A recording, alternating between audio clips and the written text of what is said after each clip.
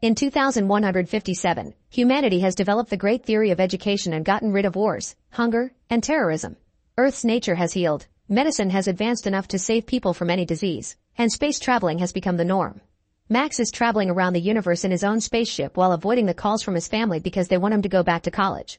Suddenly an asteroid hits the ship and damages it severely, causing Max to plan an emergency landing. Unfortunately, the ship has become impossible to steer and crashes on the nearest planet. Max manages to get out right before it explodes, meaning he's now stuck on this strange land. He starts exploring the area and discovers signs of a bonfire, then notices a creature hiding nearby. Max tries to communicate with it, but the creature runs away when suddenly a soldier named Zeph finds them and points his gun at Max, saying something he can't understand. Max grabs from his belt a little translation device that he puts into his ear, causing the soldier to shoot at the belt to make Max lose it before arresting him and taking him to the nearest town. Max watches in shock how the town looks like a grim version of Earth, similar to what he's seen in history books. He's sent to a lab where some scientists put a helmet on his head to look into his thoughts as they interrogate him. However, they still don't believe he's an alien and it's decided he'll be transferred to a mental hospital in the capital with Soldier Guy as his escort.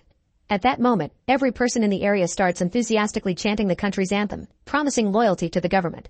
However, Zeph collapses as he has a seizure and is taken away by the authorities. On the way to the city, Max notices the awful state of the town and some huge towers every couple of miles. Guy explains that they are protection against enemies. At that moment an explosion destroys the base of a tower and makes it fall on the road, causing the debris to kill a few people while they try to run away and destroy most of the trucks. When a huge metal road pierces Max's truck, Guy gets caught under the rubble, but Max immediately rushes to pull him out with outstanding strength before they could be reached by the incoming flames. Then Max learns that rebels are trying to bring down the government, that's why they need the towers. Now they have no choice but to continue their trip on foot. As soon as they arrive in the capital, the head of the Department of Special Research Strider hears about it and asks his employee Funk to bring Max to his office. Meanwhile, Max is being kept in a dangerous facility where they put him inside a water tank to keep on looking into his mind. However, the experiments are interrupted by Funk, who uses Strider's badge to take Max away against the scientist's wishes. Meanwhile, in the government building, State Prosecutor Omnic also asks his employee to keep an eye on any news related to Max. Then Omnic notices the time and hides in his bathroom to have the seizure in private. At the same time, Funk is taking Max away in his car and finds the road blocked, so he has to find a new route. He's nervous because he's noticing the time, and at that moment, he starts having a seizure. As the authorities come to pick him up, all the locals begin chanting in favor of the government and call Max a degenerate for not chanting along. Taking advantage of the chaos, Max immediately escapes. In the government building, it's revealed that the country is ruled by a dictatorship under the power of the unknown fathers, who include Strike and Umnik. When one father makes a mistake, he's immediately killed by the others, showing they're ruthless even with each other. After wandering around the city for a while, Max ends up in a bar and meets the waitress Rada, quickly developing a crush on her. He also sees another customer get too handsy with her, so Max immediately calls him out for it. Furious, the man tries attacking Max with his cane, but Max moves fast and quickly disarms him, hurting his arm to scare him away. The rest of the afternoon, Max and Rada chat a lot. Max teaches her about Earth and space, and Rada is revealed to be Guy's sister. She also invites Max to stay in her home. On their way out, the customer from before blocks their way, eager for revenge. He's even brought back up, but Max is still faster and immediately dodges their sword attacks. Then the men fight him hand to hand, however their punches barely tickle Max and he beats them up in seconds. Then the rest of the gang arrives with bigger weapons, but no matter the number Max can fight them all at the same time. Suddenly a man catches his leg with some rope and then they grab his neck with a whip, yet Max just uses these weapons to drag the enemy around and finish knocking them out. In the end only the cane man is left and he throws a small sphere with blades at Max, who dodges it easily. Later at Rada's place, Guy also comes home and is shocked to see Max, but he remembers how he saved him and allows him to stay. Days start to pass and Max learns a lot about the local culture, like the fact they're playing his thoughts on TV as if it was a movie. The locals are also taught that they live inside the planet, not on its surface, and there are no other planets or stars. History says that the unknown fathers stopped the war against the rebels known as degenerates with the towers and saved the country. Guy is very enthusiastic about wanting to defend his home and invites Max to become a guard as well. Since Max has no ID or documents, Guy has to convince Commander Chachu to allow Max to join.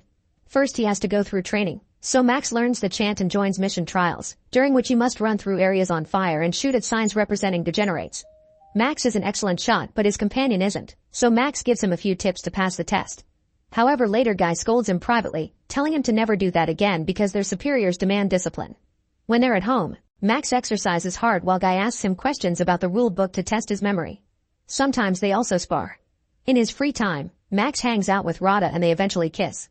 When Max is finally accepted into the army, he joins his first raid in rebel lands. The soldiers storm into the buildings with the utmost brutality, using bombs and kicking people along the way. Max is shocked to discover that the so-called rebels are just terrified normal humans and immediately drops his gun. While the others arrest them, a rebel comes out of hiding and opens fire on them, but he's quickly knocked down and Chachu starts kicking him just for fun. Afterward, Max watches how dozens of normal humans are brutally arrested and pushed into trucks.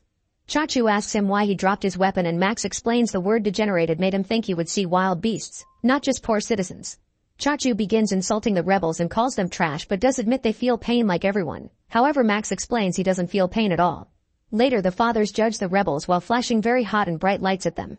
Some prisoners deny any rebel activity, while others insult the fathers as they point out all the people they've killed. Depending on their attitude, some prisoners are sent to do daily work and others are executed. A rebel shows them the mechanical arm he had to get after the guard's cut is, and the fathers punish him by putting him inside a suit filled with a gas that burns his skin. Max has to watch it all while hiding his disgust. Later, he tries to tell Guy how wrong all this is, but Guy argues back and defends his government's ways. With Max being so public, Funk finally finds his location. Later in the evening, Guy and Max are called to Chachu's office, so by the time Funk gets to their place they're already gone. After what happened earlier, Chachu wants Max to prove his loyalty, so he takes him to the forest and asks him to shoot the two rebels with death sentences. Max takes the rebels away pretending he will shoot them, however he lets them go instead. Then he confronts Chachu, announcing he is quitting. Furious, Chachu opens fire on Max, ignoring Guy's pleas for mercy. Afterward, Chachu drags Guy back to the capital, leaving Max's dead body in the forest. In the meantime, the fathers are discussing tactics to finally put an end to the rebels' attacks. However, Umnik points out this would be a great moment to put together all their guards into a huge army, implying he wants more war. The others like the idea of a full invasion, but they'll have to find a way to make the public accept the idea of war starting again, perhaps by planning a fake assassination attempt. In the evening, the rebels in the forest find Max and are shocked to see he's still alive because his body recovers very fast. Max explains Earth's health technology and points out his people don't know the meaning of fatal wound. He can only be stopped by a shot directly to the head. In return, the rebels explain that the fathers are dictators who took power by force and the towers aren't for defense, they actually send out waves to brainwash people. That's why they always go through a patriotic frenzy at the same time twice a day. Some people are immune to these waves and have seizures instead, but the government's propaganda has marked them as degenerates so they can hunt them down. At that moment the towers send their waves, so the rebels put a stick in their mouths to avoid choking while they have a seizure. In the city, Umnek does the same thing in private. Thanks to his earthling body, Max doesn't suffer pain at all, so he helps the rebels go through it. Afterward, Max and the rebels cut down a fence to cross into tower territory. As the rebels open fire on the soldiers and the alarm is raised, Max runs through the facility without fearing incoming bullets and knocks down any soldier who dares to get in his way with his bare hands. A few rebels are killed and others try to hide behind walls to continue to shoot the enemy to the very end. Max manages to get under the tower and installs a bunch of bombs before running out, tossing a rope through the hooks on each rebel's clothes to drag them out with him regardless if they're alive or not. Thanks to Max's strength, the group manages to escape to the forest right before the tower is brought down by the explosion. Unfortunately, another rebel dies from his injuries, leaving Max and one man as the only survivors. Sometime later, Max sneaks back into the city and reunites with Rada, unaware that a neighbor sees him and calls the authorities. When Guy comes home, an argument ensues, and Guy tries to kick Max out. At that moment the authorities arrive, so Max immediately runs out to keep the siblings out of danger and starts beating up the soldiers waiting outside.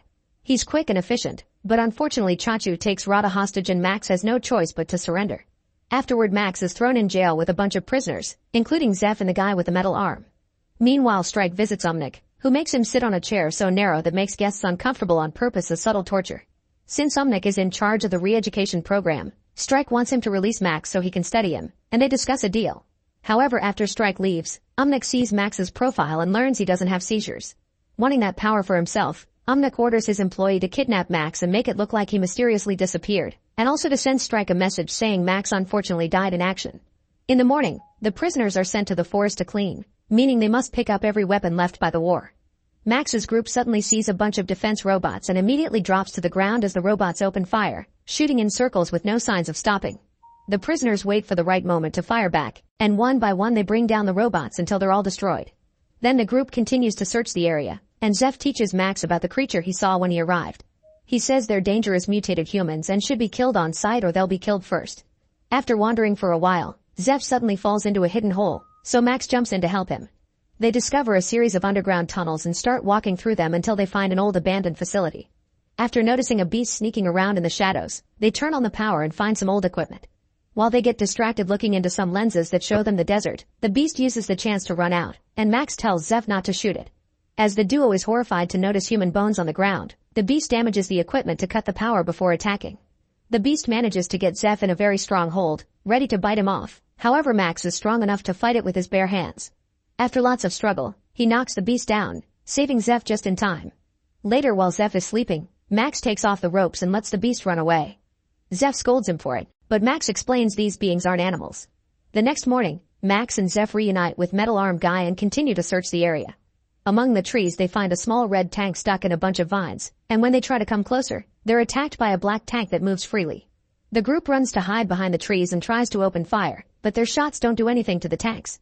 Thankfully, Max gets an idea. He shoots at the red tank to make it react, and when it tries to shoot back, it ends up bringing down the black tank instead. Then Max sneaks under it and appears behind to climb inside, cutting the wires to make it stop. After sharing a meal with the others, Max announces he's escaping. There are security measures at the borders to stop the prisoners from running away, but Max gets inside the tank and drives it to the south as hidden mines explode around him without causing any damage. When Omnic learns Max escaped, he throws a tantrum in his office. Eventually, Max finds a few soldiers guarding the road and is disgusted to see executed rebels nearby. He tries to stay hidden inside the tank, but rules dictate every vehicle must be searched. Max smiles when he sees the soldier jumping on the tank as Guy and immediately drags him inside before pressing forward, destroying the gate and ignoring the other soldiers opening fire because they can't damage the tank.